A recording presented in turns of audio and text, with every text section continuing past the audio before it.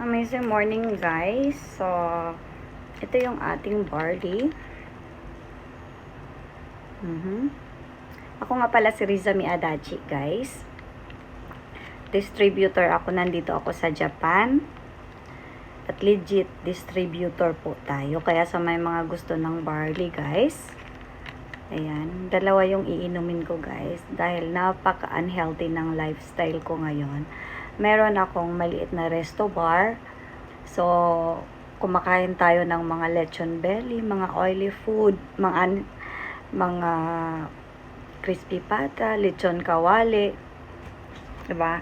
So, kailangan talaga nating mag-food supplement to prevent our health na hindi tayo magkakasakit.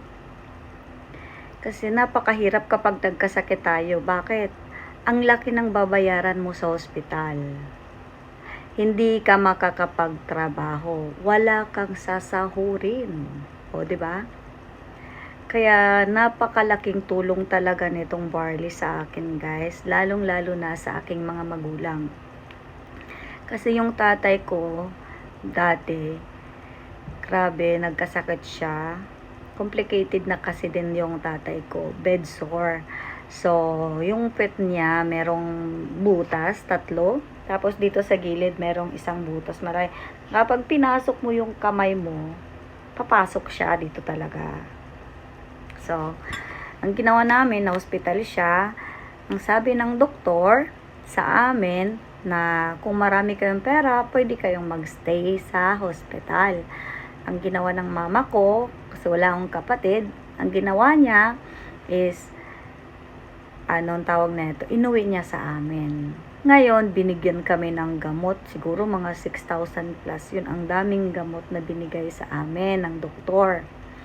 So, pinapainom sa kanya 15 pirasong gamot. Kasi grabe na talaga yung tatay ko, as in, kung makikita nyo, hanapin ko yung picture, ilagay ko dyan. Ano siya, butot balat na talaga siya. Kaya yung mga kapatid niya sa Cebu, lahat, magpunta sa amin. Dinalaw talaga siya. Dahil ako naman, nasa Japan, umuwi ako ng 2 buwan. Binitbit ko talaga yung mga anak ko, guys, nung time na yon. Dahil grabe na yung hindi ko alam kung baka mawala na yung tatay ko. Yun yung nasa isip ko talaga. Hindi ako makapagtrabaho ng maayos noon.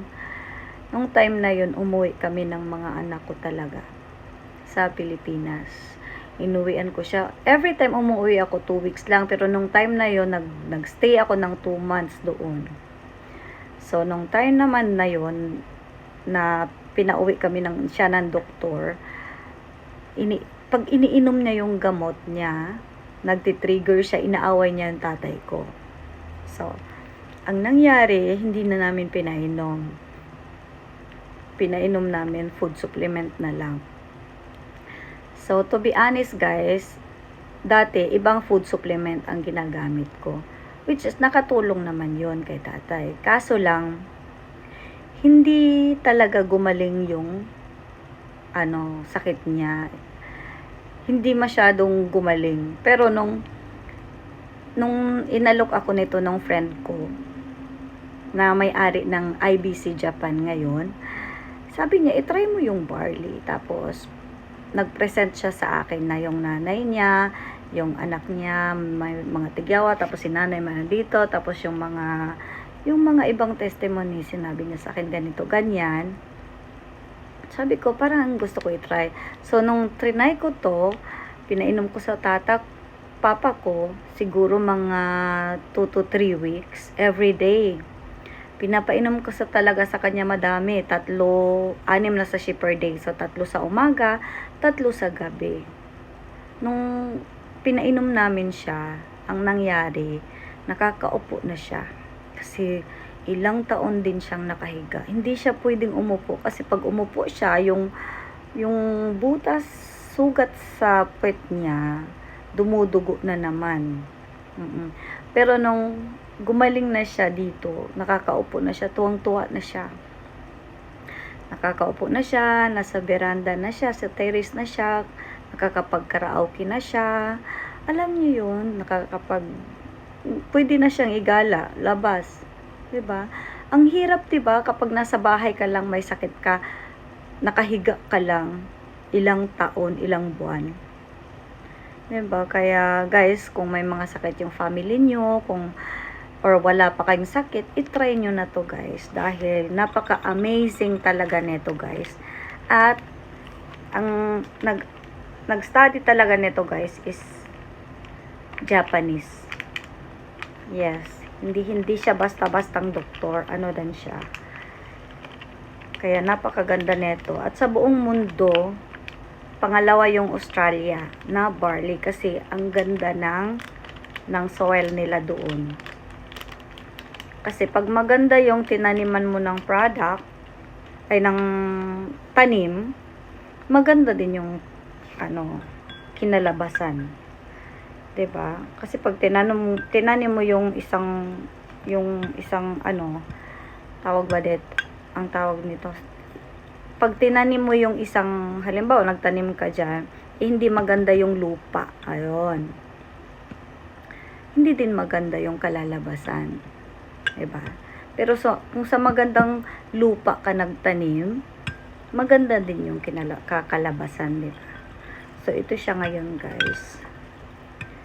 Grabe, ang dami ko ng mga kaibigan, mga kakilala dito sa Facebook, sa resto, na pinapainom ko. Halos lahat ng mga customer ko din sa resto, nagbabarley na din sila kasi umiinom sila sa resto bar ko. Siyempre, malulungkot sila. Mag-isa lang sila sa bahay. Diba? Stress kaya pag nasa bahay lang. Kaya pupunta sila ng resto, yun, inuman, kainan, kantahan. Kaso lang, sabi ko sa kanila, alagaan nila din yung katawan nila.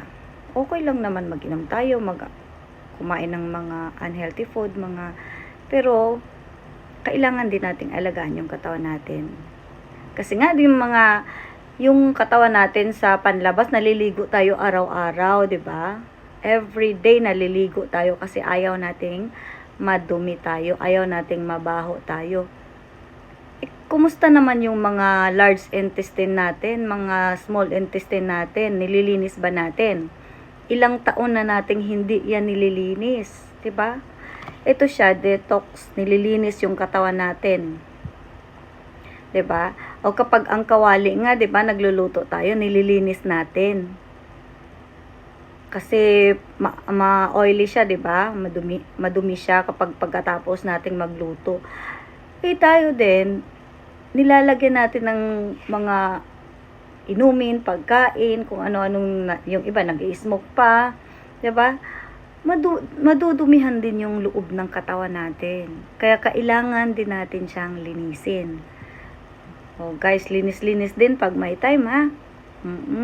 Hindi pwedeng hindi natin linisin yung katawan natin, dahil kapag hindi natin linisin yan, magkakasakit talaga tayo, guys. Hindi natin alam.